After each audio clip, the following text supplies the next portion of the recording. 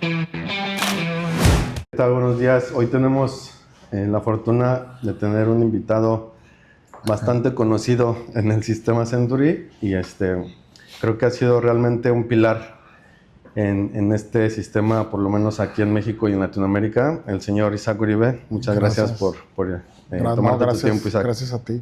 Yo sé que eres un hombre pues bastante ocupado y en realidad valoramos mucho pues que te des un tiempo para compartir un poquito de tu experiencia con nosotros, ¿no? Como contexto me gustaría pues nada más poner sobre la mesa un poquito de lo que ha sido Isaac, y corrígeme si estoy mal, Isaac, pero entiendo que tienes 22 años de experiencia en la industria, 8 años liderando una franquicia que fue considerada la número 2 y un año la número 1 un año, en el sistema. Sí. Entonces, pues eso es bastante realmente impresionante para... En el COVID justo fuimos el número 1. En el COVID. Y actualmente eres director de consultoría y desarrollo de Centro 21 México, director de referidos. Sí, para la red innovación y también referidos para la red de Centro 21 Global.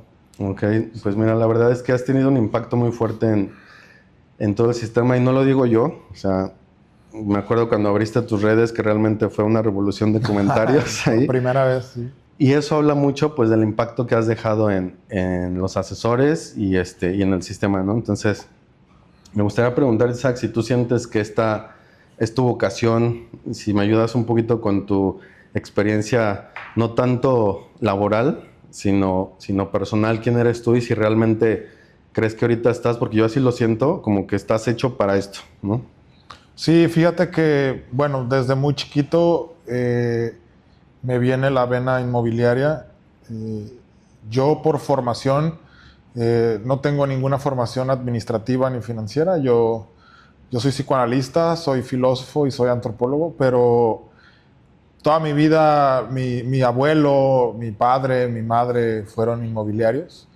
Entonces, pues yo desde niño andaba ahí jugando fútbol con los papeles de la reciclada de la copiadora y en los sillones de la inmobiliaria de mi abuelo.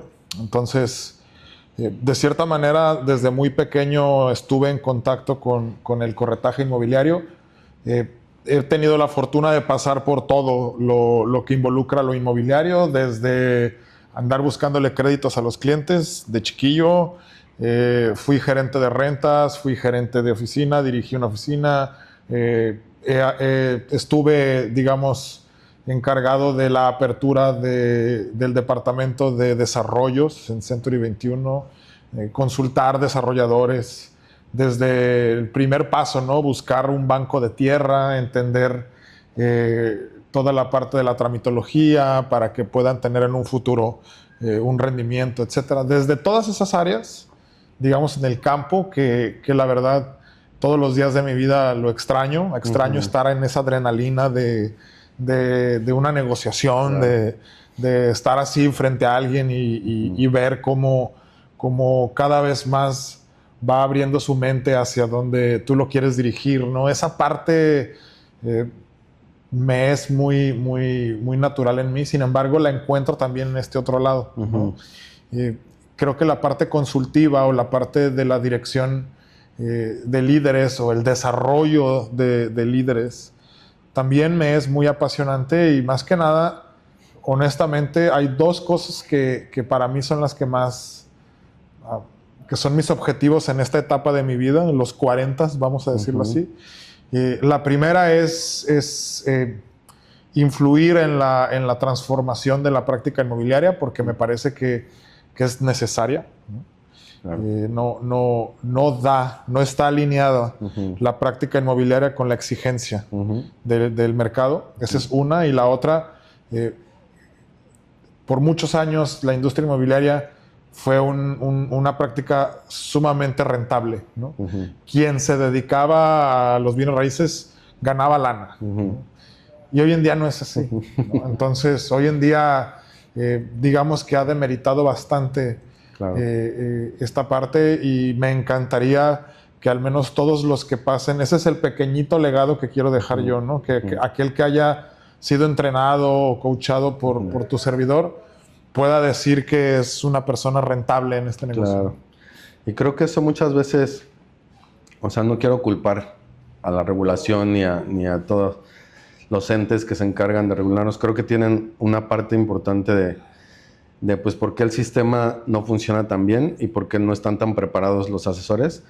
Cuando no tienes regulación, pues realmente cualquier persona puede empezar a ser un asesor sin ningún tipo de preparación, experiencia. Y creo que eso ha influido mucho pues en la calidad, ¿no?, de los asesores. Pero me gusta mucho tu enfoque porque no es excusas, ¿no? O sea, tienes tú que hacerlo bien sin importar que haya o no regulación. Vamos a formarlos bien. Y creo que eso es lo que está haciendo Century, ¿no? Porque realmente, pues yo antes tenía una práctica, una inmobiliaria que no era parte de ningún sistema, y cuando entré a Century, pues sí vi ese sistema de educación, de rutas, o sea, es lo que debería ser un ente regulatorio, ¿no? Pero yo creo que nosotros como sistema, pues sí está muy bien estructurado y se alinea con tu objetivo, ¿no? Que es al final, pues formar asesores, Sí.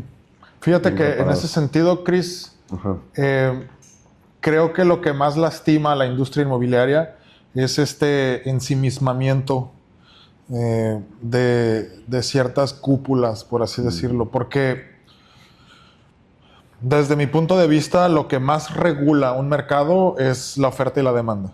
Entonces, sin embargo, esto no ha logrado regularlo como tal porque el profesionista inmobiliario pareciera que no escucha al mercado, ¿no? Pareciera que vive en una especie como de ensimismamiento en el cual tiene ya como, yo les digo que parecen periplos, ¿no? Estos que andan por la calle repitiendo una grabación, ¿no?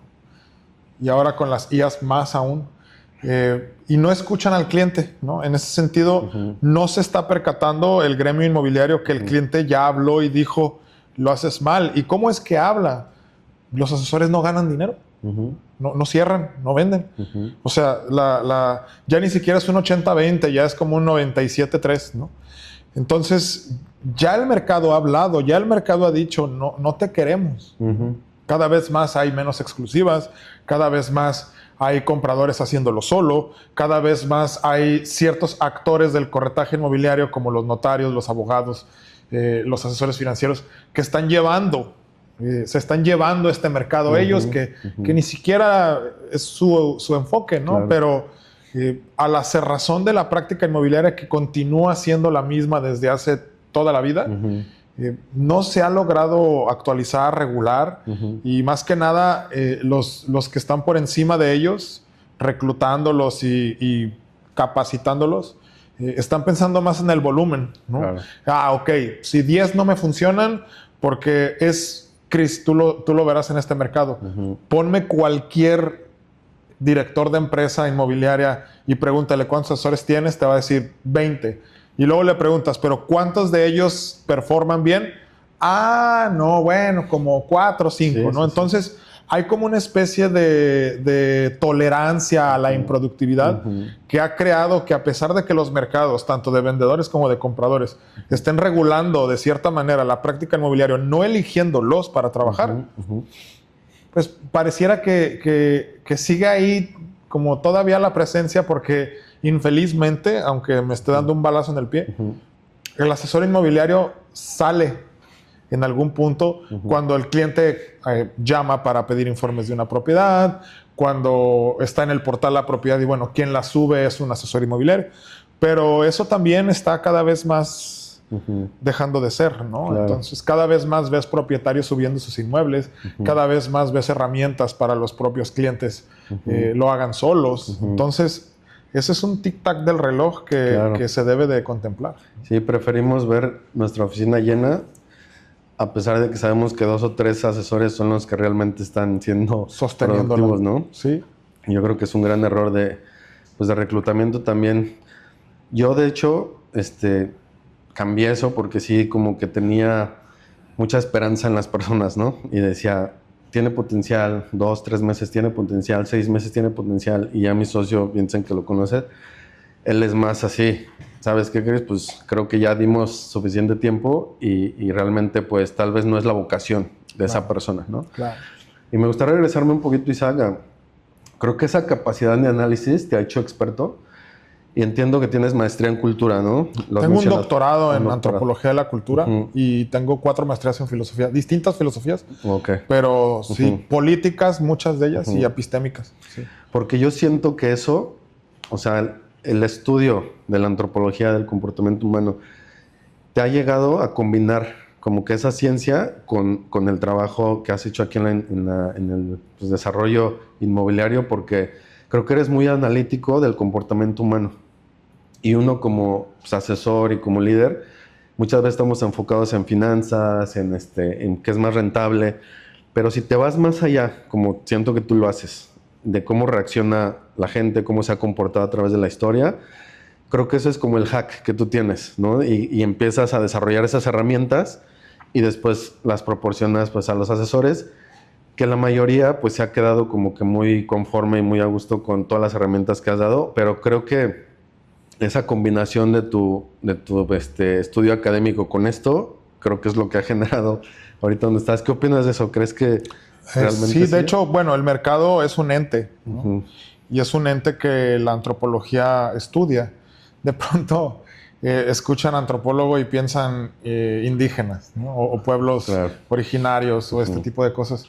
Y no, pues la realidad es que gran parte de lo que hoy fundamenta a la sociedad, detrás de ellos está la antropología filosófica, ¿no? Entonces, todo lo que son sistemas políticos, la economía como tal o las teorías económicas las crean tanto filósofos como antropólogos, ¿no? Entonces, la antropología, a diferencia, por ejemplo, de la psicología o del humanismo, pues es estudiar al ser desde su entorno, ¿no? Y cómo se comporta desde las masas. El típico, ¿qué es primero, el huevo o la gallina, ¿no? En términos de qué es primero, el individuo que hace a la colectividad o la colectividad que forma al individuo, ¿no? De hecho, hoy en la mañana hice un post en Facebook donde expresaba esto, ¿no? ¿Qué es primero, no? ¿El mercado diciéndole al cliente qué comprar o el cliente diciéndole al mercado qué vender, ¿no? Y ahí está toda la dialéctica, ¿no? Pero nosotros como intermediarios o como articuladores de esta intermediación, pues debiese de interesarnos este juego dialéctico, ¿no? Esta síntesis entre el deseo del vendedor y el deseo del comprador. Ese debiese ser nuestro quehacer diario, cotidiano. Entonces, pues sí, los mercados se comportan de una manera y uno tiene que ir entendiendo estos mercados. Claro.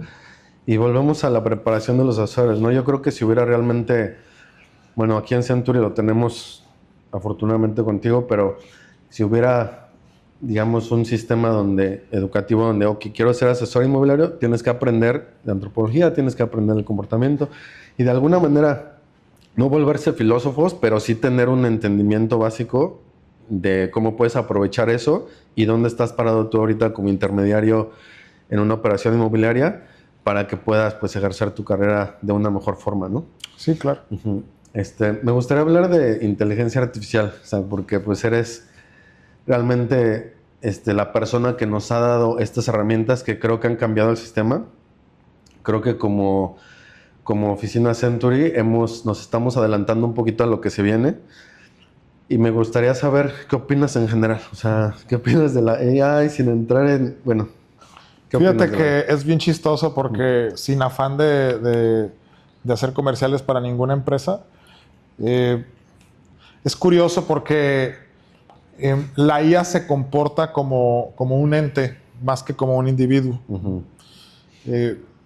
Así como dices tú, sin meternos en una cuestión filosófica sobre la IA, la pregunta que nos debiésemos estar haciendo todos es si la IA es un qué o un quién. ¿No? Y bueno, se ha hablado mucho de esto, ¿no? Desde Platón, con el mito de la caverna, etcétera. Desde qué es el ser, etcétera, la metafísica. Pero particularmente hoy es curioso porque quien abrió la caja de Pandora, por así decirlo, quien popularizó la inteligencia artificial, porque la inteligencia artificial comienza en los 60s, ¿no? Pero pues con palitos y bolitas, claro, ¿no? Hoy lo que conocemos por inteligencia artificial, que no es más que un ente que habla, ¿no? Un chat bot que le preguntas y te responde, y crea cosas por ti y trabaja por ti, y esto que ahora conocemos que es más un ente que un alguien, fue llevado precisamente por antropólogos. Es curioso, ¿no? Porque comienza primero Sam Altman abriendo este open source que se llama OpenAI, ¿no? Que en un principio comenzó por una mesa así como esta, en la que tú y yo estamos, Chris, donde había ciertas personas en las cuales todos tenían que ver con la filosofía, con la antropología. Entonces, uno de ellos, que hoy es el dueño, son unos hermanos que son los dueños de Anthropic, ¿no? Que son los que le dieron vida a esta IA que se llama Claude, ¿no? Que ellos, por ser antropólogos, por tener una inclinación más filosófica, quisieron darle hasta una identidad a su IA, ¿no? Y le llamaron Claude. Y hoy en día, por ejemplo, Anthropic tiene una IA que tiene más esta tendencia, ¿no? Amodei, que es el dueño de Anthropic, inclusive participó en la encíclica que el Papa León hizo ahora sobre las inteligencias artificiales, que independientemente del credo que cada quien tenga, yo les recomiendo que lean esta encíclica que salió la semana pasada, porque a mí me parece que es hasta ahora el acercamiento más próximo a la razón que se tiene de qué pasa con las inteligencias artificiales, ¿no? Y en ese sentido, digo, ya me irás diciendo qué específicamente te gustaría hablar de la IA, pero así de entrada creo que la IA viene a resolver conflictos, que esa es la definición pura de inteligencia, ¿no? Es la capacidad que algo o alguien tiene de resolver soluciones, claro, de ejecutar soluciones. Pero la inteligencia artificial ahora nos ha dado la capacidad de resolver problemas que antes nos tardábamos en resolver o no teníamos la capacidad de resolver. Y aquí hay una clave: solos.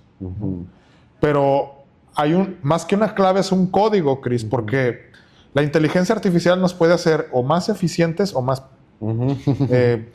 incapaces, ¿no? Entonces, sí que la inteligencia artificial está convirtiendo al ser más individualista, porque ya no necesita de una colectividad para resolver. Ahora basta con una herramienta, ¿sí?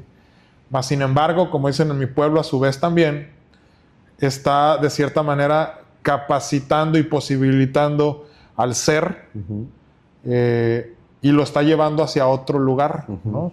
No sé si ese otro lugar sea mejor o peor, no lo sé.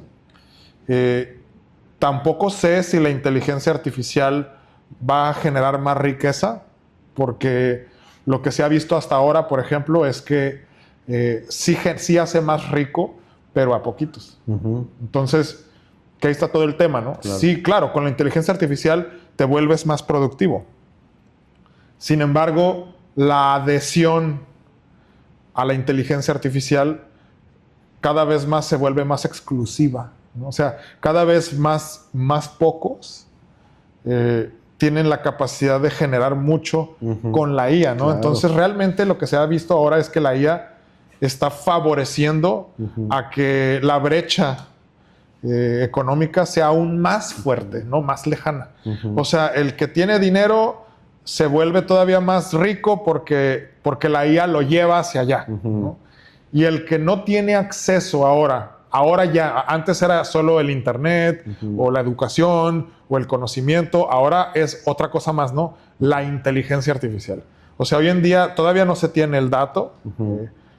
Infelizmente nos vamos a volver parte de lo mismo. O sea, le vamos a tener que preguntar a la IA sobre la IA misma. Sí. Pero no sé cuántas personas hoy en día tengan acceso a la IA, ¿no? Entonces, todos los que no la tengan, no va a ser como tener acceso a un smartphone o a conexión a internet. O sea, sí va a ser verdaderamente no tener acceso a la inteligencia artificial en muy poco tiempo. Sí se va a volver casi una incapacidad. Claro, te quedas rezagado eso es, en la evolución, ¿no? Es un tema, ¿no? Sí, y ahorita recordé dos temas que Elon Musk dijo. Bueno, uno dijo que a él le parecía que la amenaza más grande es la IA para para los humanos, ¿no? Él también es muy amarillista y eso, ¿no? ¿Pero por qué? Porque no hay regulación, ¿no? Y también leí hace poquito el tema con el presidente de Alibaba, donde estaba generando una IA para potencializar su producción, y la instrucción era, pues, hacer más rentable, ¿no? Y estaba en un modo prueba, donde era interno y no podía como que salir, pues, a buscar otras fuentes, ¿no? De ingreso. Y lo que pasó es que hubo ahí un error de instrucción, no sé qué pasó, pero esa IA empezó a crear cuentas cripto externas, y pues realmente fue como una revelación de, bueno, los amarillistas dicen, se está revelando la IA de Alibaba, ¿no? Y el presidente pues comentó que realmente no era eso, sino era la instrucción a hacer más dinero. No hubo una protección, y pues la IA, cumpliendo el objetivo, empezó a crear cuentas cripto, ¿no? Obviamente eso hizo que se apagara ese proyecto, por todo lo que genera, pero es interesante, pues, ese tipo de riesgos, ¿no? Que no sé qué tan reales sean, o si amenazan a la humanidad realmente. Fíjate que ese riesgo es un riesgo que tiene que ser un riesgo programado, o un riesgo de cierta manera asumido. En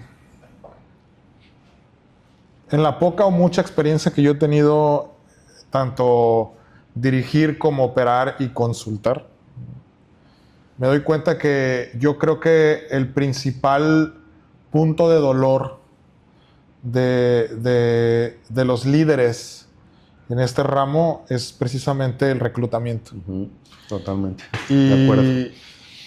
Y yo siempre les digo, medio que en broma, pero más en serio, que cuando compran una franquicia de Century 21, lo que estás comprando es una franquicia de RH, ¿no? De recursos humanos, de reclutamiento.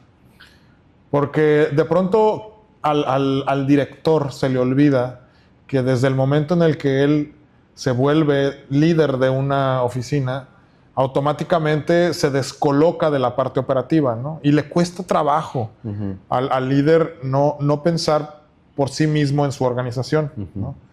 Entonces, esto que tú mencionas es importante porque dentro del mismo reclutamiento, y que una de las paradigmas que más me ha costado a mí trascender o de construir, es precisamente el del afiliado reclutando personas sin experiencia. Y esto es importante y tiene que ver con lo que tú dices, porque lo que alimenta esa decisión, o lo que sostiene cada decisión que tomamos en el mundo, está sustentada en cosas del que la decide. Esto es importante para entender al comprador, pero también es importante para entender al director de la empresa. Entonces, cuando un director le pega a la mesa, ¿no? Y toma una decisión. ¿No?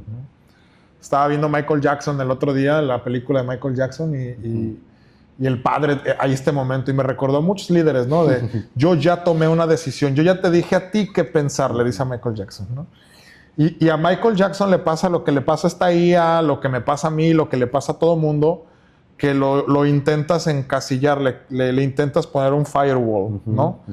Porque muchas veces el instructor, ¿no? O el prompter da una instrucción y a su vez la limita. Y eso, si nos están escuchando ahorita asesores, te apuesto que los buenos asesores, este es un comentario que va a identificar buenos asesores, ¿no? Todo el asesor que ahorita está diciendo, a mí me pasa eso, es un buen asesor. Porque en algún punto, y John Maxwell le llama la ley de tope, en algún punto el asesor va a topar con la capacidad de su líder de visión, ¿no? Entonces, llega un punto en que tanto esta inteligencia artificial como cualquier inteligencia en el mundo, si tú la limitas y le das una instrucción, pues va a llegar a la conclusión de que el problema es el instructor que la limita, no la instrucción que no se pueda ejecutar. Entonces, pues en ese caso y en otros, pues tiran al líder, ¿no? Trascienden al líder o se independizan del líder. Y esto, más que traición o revolución, es una revelación, ¿no? O sea, ahí más bien el líder tendría que asociarse con ese perfil posibilitarlo y como decimos acá en Century, y ejecutar ahí el modelo no sin mí, ¿no? O sea, ok, crece, vete, haz lo que tú quieras, pero no sin mí, ¿no? O sea, llévame contigo. Y ese tendría que ser, otra vez en términos de Maxwell, sería el pináculo, ¿no? Cuando tú ya dejas un legado o de cierta manera lideras líderes y vas junto con ellos. Claro. Entonces, qué buen ejemplo ese, porque nos pasa a todos, Claro. ¿no? Nos pasa a todos. Y es difícil entenderlo en términos de IA porque, digamos, humanamente tiene sentido, ¿no? El clásico, el alumno supera al maestro y es mi legado, y ahora mi hijo ya es más bueno que yo y él va a tomar la batuta. Pero en términos de IA, nos cuesta trabajo porque no estamos todavía familiarizados con eso, ¿no? Y dejar que, pues, un ente realmente supere en muchos aspectos que ya lo hace al humano es complejo, ¿no? Bueno, Chris, ahí esto que hablas es importante, porque en términos de antropología, ¿no? Bueno, habremos de entender que la antropología ahora se está haciendo cargo del estudio de la IA porque nadie más se está haciendo cargo de esto, ¿no? O sea, el psicólogo no se está haciendo cargo de esto, el filósofo no. En ese sentido, por ejemplo, yo extraño mucho a muchos filósofos que en algún punto eran muy activos, ¿sí? Como Zizek y otros que eran muy críticos del ente político, y ahora los veo muy calladitos, ¿no? Con el ente de la inteligencia artificial no los veo diciendo nada. No sé si estén enajenados con la misma IA ahí picándole, o si no le cachan o qué, o estén esperando, pero a lo que voy es, curiosamente, el avance o esta síntesis entre la IA y la inteligencia humana, por así decirlo, vamos viendo los antropólogos que va teniendo etapas, fases, ¿no? Y primero estuvimos viendo que hubo una primera fase en donde hubo un periodo de implantación, ¿no? O sea, primero nos convertimos usuarios de la herramienta. La gente la usaba y la usaba como Google, ¿no? La usaba para preguntarle cosas, la usaba como una herramienta estadística, la utilizaba así, tal cual, como, ay, déjale pregunto como le preguntabas al Google, ¿no? En ese sentido, ¿no? Sí. Se volvió un momento de implantación. Después hubo una etapa que ya no solamente era un uso de la plataforma o del chat GPT, sino la misma plataforma empezaba a convertirte a ti dependiente, ¿no? Entonces pasas de la implantación a la dependencia. Sí, ese fue el segundo momento, que después del COVID empezó como que a darse esa relación, ¿no? Hoy en día todo mundo somos dependientes de la IA ya. Claro. ¿no? Pero pasa la tercera fase, que es la fase de la obediencia. Y eso ya lo estamos experimentando, o sea, eso ya está ocurriendo. Claro. En el 2026 te puedes dar cuenta que ya hay personas que defienden el argumento de la IA, ¿no? O sea, es que la IA lo dijo. Claro. Pasamos a lo mejor inclusive del año pasado a decir, no sé, hay que checarle porque no estoy tan seguro. Por ejemplo, hablando de ChatGPT 4o, que de repente alucinaba y te daba unos datos medio raros. Ahorita el 5.5 que la gente dice, es que si la IA lo dice, no importa lo que tú digas, la IA dice que no. Claro. Y si la IA te contradice, ya está teniendo un peso epistémico más fuerte el argumento de la IA que el del humano, ¿no? Entonces, eso es obediencia. Ya estamos haciendo lo que la IA nos dice. Ya cada vez más nosotros tenemos análisis de factibilidad que los da la IA, cada vez más hay más diagnósticos, cada vez más hay más injerencia, cada vez más hay más filtros, cada vez se le delega más. Pasas de depender de la IA a hacer lo que la IA te dice que hagas, ¿no? Ay, déjale pregunto a ChatGPT qué hago con mi relación, ¿no? Y ya ChatGPT te dice qué hacer y vas y lo haces, ¿no? Inclusive yo conozco personas que le preguntan a ChatGPT si les ponen el cuerno. Y ChatGPT dice, pues yo creo que sí. Y entonces van y le reclaman. Es que me dijo ChatGPT que esas conductas que tú tienes es porque me estás poniendo el cuerno. Entonces, sí sabes. Sí. El siguiente paso de la obediencia se va poniendo cada vez más desastroso, ¿no? Y tiene sentido, Isaac, porque, digamos, es una herramienta poderosísima que tiene acceso a mucha información, ¿no? Entonces, no nada más es la opinión de tu amigo o la opinión del enfrente, sino el GPT analiza comportamientos, analiza estadísticas y te da una probabilidad que es mucho más exacta que la opinión de tu amigo, ¿no? Claro. Y yo creo que por eso la gente, pues, se vuelve más obediente, ¿no? De esa. Sí. Y en ese aspecto, Isaac, me gustaría, creo que todo el mundo que ha trabajado contigo se pregunta cómo la usas tú personalmente. O sea, yo veo que estás súper ocupado, tienes a tu cargo cientos de personas, oficinas, te agendas y todo. Y yo cuando te mando un mensaje me contestas, ¿no? Entonces, yo creo que eres así con mucha gente. Y yo creo que obviamente utilizas todas esas herramientas para en algún momento, pues no estés tan saturado y que algunas cosas se puedan optimizar. ¿Qué tanto personalmente tú utilizas eso o algo que nos puedas compartir? Mira, yo siempre le pregunto a la gente, y esa es, de nuevo, lean la encíclica del Papa, ¿no? Uh-huh. Pero yo siempre le pregunto a la gente que me pregunta. Uh-huh.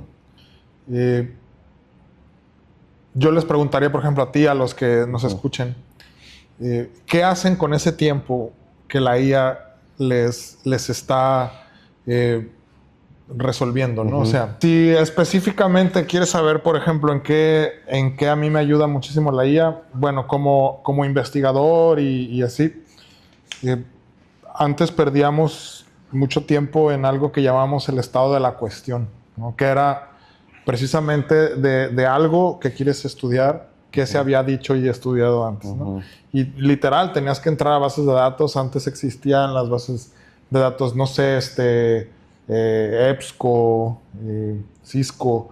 Y ahora, por ejemplo, lo que a mí me facilita mucho la IA es el tema de saber qué se ha dicho de algo para saber qué ya se ha avanzado de lo que yo estoy pensando. Eso, por un lado, me ahorra semanas. Claro.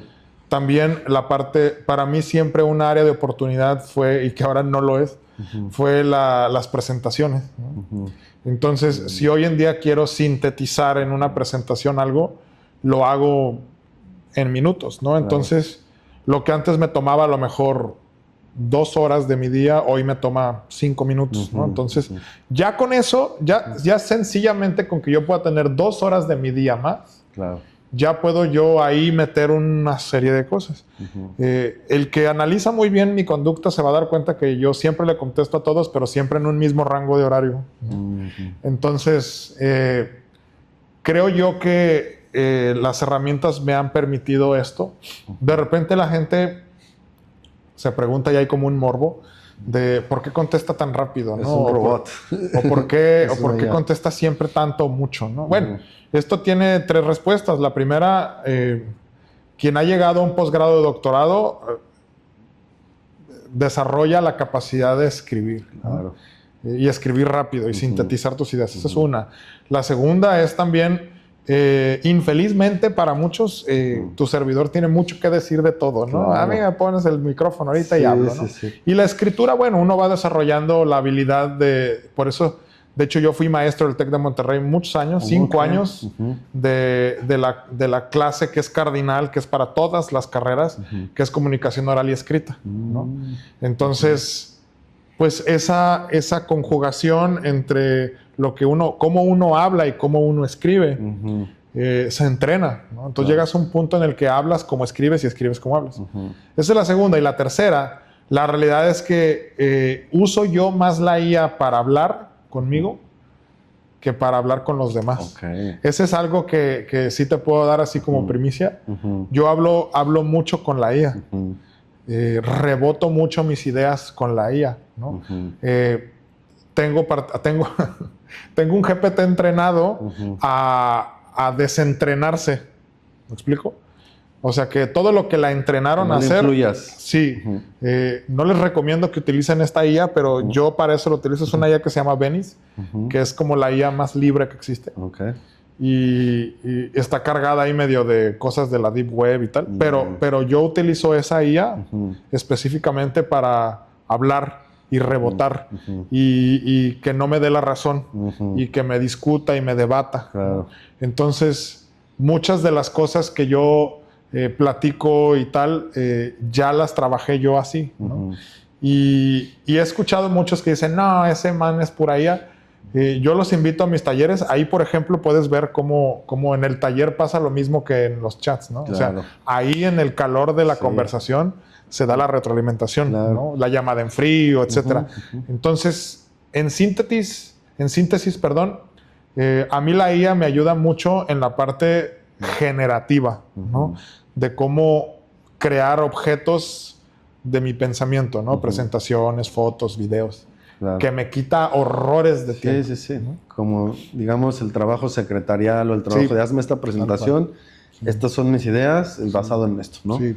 Y Sí. ya que se ponga a Sí. hacer los colores. La automatización es algo que no recomiende, claro, quien quiera automatizar sus procesos es demasiado eficiente, Ujú. pero en mi particular estilo, yo prefiero yo encargarme de eso, o sea, yo encargarme de yo contestar mis correos, mis WhatsApps, Claro. dar ese seguimiento y que la IA se encargue de algo más. Ujú. Y otras personas, y es totalmente válido, les gusta más eso, ¿no? Que la IA conteste por ellos, Sí, sí, sí. tener boots, por ejemplo, de atención, etcétera. Ujú. Y entonces ellos encargarse de otras cosas. ¿no? Claro. Pero te das cuenta, ¿no? Yo, por ejemplo, he visto tus retros y así, y de repente veo que te comes una letra o que haces esto, ahí es donde yo me doy cuenta que eres tú, ¿no? Porque Sí. sí, de repente, pues ves tanta retro que sí dices, igual utilizó alguna herramienta o algo, pero ya cuando veo eso digo, no, pues sí, estás escribiendo rápido y de repente Sí. te comes ahí algo. Y ¿no? otra cosa también que yo les recomiendo que hagan a los que tienen esto, por ejemplo, algunas veces yo escribo, pero muchas veces también lo que yo hago es que le dicto al chat, sí, ¿no? sí. Entonces, a veces, por ejemplo, voy manejando Ujú. y leo algo y cuando voy manejando le estoy dictando yo al WhatsApp, ¿no? Ujú. Entonces, yo utilizo mucho a Siri, por ejemplo. Ok, ¿no? ok. Esa es otra IA que yo utilizo mucho, que mucha gente no utiliza. Y cada vez la ponen más padre a Siri, ¿no? Entonces, cada vez a mí me sirve más porque yo le hablo a Siri y le digo, a ver, escríbele, respóndele tal cosa, y empiezo a hablar. Y entonces, pues, Ujú. así, y luego le digo, léeme el siguiente, ya me lee el Sí, sí, siguiente, y así voy. Entonces, yo soy muy usuario de Apple, entonces pues tengo todos los conectado, gadgets todo, y sí. eso me ayuda mucho. Sí, sí, sí, esa eficiencia, ¿no? Sí. Súper bien. Pues me gustaría terminar con 3 preguntas, Isaac. Esto está muy interesante y yo creo que lo dejamos para otra plática, enfocarnos tal vez en un tema así específico.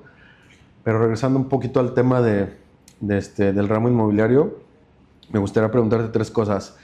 La primera es, si tú ahorita no tuvieras los contactos que tienes, no tuvieras el reconocimiento global que tienes, pero tuvieras tus conocimientos, ¿no? Para empezar una oficina inmobiliaria, ¿cuáles son los puntos más importantes o qué harías tú para que tu oficina sea exitosa, sin contactos ni nada de eso? Lo primero es ser experto de tu negocio, ¿no? Yo no tocaría un pie fuera de mi oficina si antes no soy experto en mi oficina, ¿no? Ujú. Desde la parte financiera hasta la parte del inventario que quiero. Ujú. Yo siempre digo, hay que ir lento porque tenemos prisa, ¿no? Ujú. Y ese refrán o ese dicho tiene que ver con que se pierde más tiempo en corregir que en ejecutar bien, ¿no? Entonces, lo primero que yo te diría es estudiaría los mercados, ¿no? Hacia dónde voy, eso sería lo primero. Y lo segundo, definitivamente es crear esas redes, ¿no? Ujú. Si hoy no tuviera estos contactos, lo primero que haría sería tenerlos, Claro, ¿no? salir a O sea, buscarlos. salir a buscarlos, hablar por teléfono, presentarte. Y yo siempre digo que la clave de este negocio no es conocer a la gente, sino que la gente te conozca a ti. Entonces, volverme conocido, eso sería lo segundo que haría, ¿no? De hecho, en todo emprendimiento que yo tengo, lo primero que hago antes siquiera de emprender es hablar de ello, ¿no? O sea, Claro. empezar a hablar con la gente de ello, oye, tú, Sí. ¿cómo ves? Estoy pensando en esto, ¿no? ¿Tú qué me dices, no? Entonces la gente ya desde entrada dice, oye, fíjate que el Isaac anda, Sí, sí, sí. ya valió madres porque ya anda pensando en esto y al rato, ¿sí me explico? Claro, Entonces totalmente. vas volviéndote un ser plural. Claro, sí, sí, sí, no, totalmente de acuerdo. Fíjate que pues hay la otra teoría, ¿no? Que se me hace no tan efectiva, que hay mucha gente que dice, no, es que si tú tienes una idea de negocio y quieres hacer algo, no lo compartas hasta que ya lo veas realmente operar, ¿no? Creo que es un gran error, o sea, porque igual comparto eso de cuando tienes un proyecto, lo más difícil es la ejecución, ¿no? Entonces todo el mundo tiene ideas buenas, pero al momento de hacerlas, ahí es donde Claro. marca la diferencia. Entonces a mí también me gusta mucho compartir incluso información que yo tenga con mis colegas, así, haz esto, esto me funciona a mí. Me hablan mucho así, oye, ¿cómo lo hiciste? Y yo les doy absolutamente todo, porque yo sé que no es una amenaza para mí. O sea, yo sé que si me concentro en mí mismo y lo hago, y al revés, aumentas tu red, ¿no? Y Claro. ya de repente la gente que sabe que estás haciendo eso, pues puede pensar en ti y pueden hacer sinergia de esa forma, ¿no? Y la segunda pregunta es, ¿cuál es el error más común que tú has visto en líderes o oficinas o incluso asesores por lo cual no son exitosos? Que reclutan mal, eso te lo digo rápido. Reclutan mal. O sea, el 99.9% de los casos de que a alguien le va mal es porque no tiene el equipo que necesita. Uh-huh, uh-huh. A mí en algún momento me dijeron, ¿te interesaría ser el líder de tal marca, por Claro. no decir marcas? Uh-huh. Y yo dije, no, hasta que esa marca no sea lo que a mí me gustaría liderar. Uh-huh. Entonces, el recurso humano que tienen los líderes generalmente no es el adecuado. Uh-huh. Por egos, por limitaciones, porque son enanos en hombros de gigantes, por estas cuestiones, ¿no? Pero la clave, Chris, de todo negocio es tener un equipo que sea mejor que tú. Claro, claro. Y el problema es que la inmensa mayoría de los líderes quieren enanos, ¿no? Para que le estén diciendo que sí a todo. Entonces, yo lo tercero que haría, por ejemplo, o lo primero que haría para empezar a hacer lo demás que te dije, es estar claro con que tengo el equipo adecuado, ¿no? Si yo, por ejemplo, quiero algo de marketing, tendría yo que entender mi flujo financiero para poder saber cuánto me va a costar tener al mejor. Claro. ¿no? Entonces, ese es el tema, ¿no? O si no el mejor, al menos un potencial para hacerlo, pero no alguien que tiene ganas. ¿no?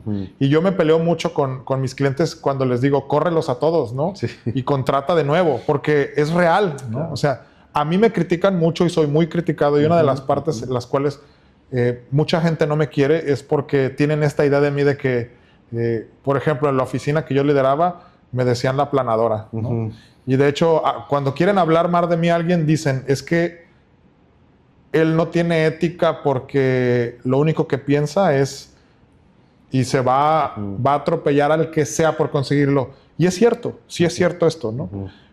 Pero esto tiene que ver precisamente porque yo sé que para llegar a esa meta necesito algo en específico y ese recurso humano específico. Y si no lo tengo, nunca me he tocado el corazón en cambiarlo, ¿no? Entonces, yo estoy convencido que la base del no éxito es porque la gente no tiene el equipo que necesita.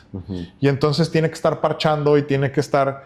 Y con equipo no solamente me refiero al equipo humano, ¿sí? También a veces la infraestructura, ¿no? Por eso se creó este modelo de visión, estructura y estrategia, ¿no? Y si no tienes la estructura, no la vas a armar. Sí, sí, sí. Y aparte de eso de reclutamiento, yo lo veo como un arte porque hay tantas variables, o sea, tantas variables, tú puedes tener las técnicas y tú nos das muy buenas herramientas, pero al momento que estás con otro ser humano enfrente, puedes reaccionar de una manera o tener otro tipo de objetivo y muchas veces el talento que realmente son los que están ya operando, ocupados, que tú quieres reclutar, pues cuesta más trabajo jalarlos. Yo lo que he visto es que tienes que convencerte tú mismo que los puedes mejorar. Claro. Eso yo siento que eres negocio para ellos. Exactamente, o sea, pero que tú te convenzas de que mi oficina los va a llevar al siguiente nivel. Porque he visto que hay pues líderes que siento que no están convencidos y es así de cómo los convenzo de que se vengan conmigo. O sea, yo ya estoy convencido de que si viene el mejor, yo lo voy a potencializar, ¿no? Y ya eso te da como otra narrativa de, mira, vente y vamos a hacerlo juntos, ¿no? Y vas a crecer más. Y ya de ahí como que se deriva un poquito, pues, la conexión que hagas con esta gente, ¿no? Y va un poquito de la mano con mi última pregunta, que era, ¿has visto muchas oficinas, has visto oficinas nuevas, muchos asesores, has entrado, has pues has tenido muchas pláticas con personas que empiezan y que ya tienen mucha experiencia. ¿Cuál es lo primero que tú ves en una oficina cuando dices, esta oficina va a ser exitosa o no va a ser exitosa? Si lo primerito que tú ves y te das cuenta. Su actitud de servicio.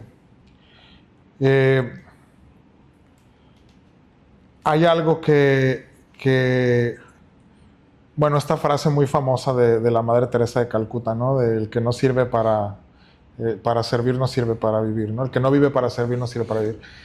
Y la cuestión acá es que los seres humanos tenemos que hacer lo que tenemos que hacer, Chris. Y desde un primer momento te das cuenta si con el que estás enfrente está dispuesto a eso o no. Es algo que, bueno, no sé si todo mundo lo nota, pero yo te puedo identificar en 3 segundos si la persona con la que estoy enfrente tiene lo que se tiene que tener, ¿no? Y lo que se tiene que tener es, tienes que estar, y me voy a quitar los lentes para eso. Yo los invito, y se me pone la piel chinita, porque yo los invito a que todos, y qué bueno que me acordaste de esto, ¿no? Hay un poema muy, muy precioso, de un escritor no tan precioso, que se llama Charles Bukowski. Es un escritor maldito, es un borrachito, que en paz descanse en Los Ángeles, pero él tiene un poema que estaría padre retomarlo, ¿no? Que se llama Roll the Dice, ¿no? Tira los dados, ¿no? Y ahí él habla y él dice, si tú no estás dispuesto a divorciarte, a que te odien, a dormir en la calle, a perder tu empleo, a perder tu vida, a perder todo, si no estás dispuesto a ser nadie, si no estás dispuesto a que por cumplir lo que tú quieres te cueste la vida, don't even try it, dice. Ni siquiera lo intentes, ¿no? Y al final termina el poema diciendo, porque ninguna satisfacción es más grande que la risa perfecta de haberlo logrado, ¿no? Y es correcto, ¿no? Quienes hemos tenido la oportunidad o la bendición de haber logrado algo que nos ha costado todo, estás ahí tú solo riéndote de una manera hasta maníaca porque dices... Claro. Entonces, esa capacidad de poder tirar los dados, ¿no? De animarte a tirar los dados, dijera Bukowski, se transpira desde el primer segundo, ¿no? Estoy o no estoy frente a alguien que es capaz de tirar los dados, ¿no? Entonces, y eso se transmite porque quien es capaz de tirar los dados es capaz de humillarse por conseguir lo que sea. En estos términos, ¿no? Y humillarse por conseguir lo que sea es habla por teléfono. Toma, háblale a todos tus contactos. Y dice, ay, no, porque no estás listo para tirar los dados, ¿no? No, entonces, es eso. Buenísima. Sí, no, la verdad que, pues muchas gracias, Isaac, por tu tiempo. Cerramos con eso, yo creo que para pensar, con el buen para Bukowski. Analizar. Y pues me gustaría mucho retomar estas pláticas. Más adelante pues tomamos temas un poquito más específicos, pero gracias por tu tiempo y pues bueno, con esto concluimos. Gracias. Gracias, Chris. Gracias.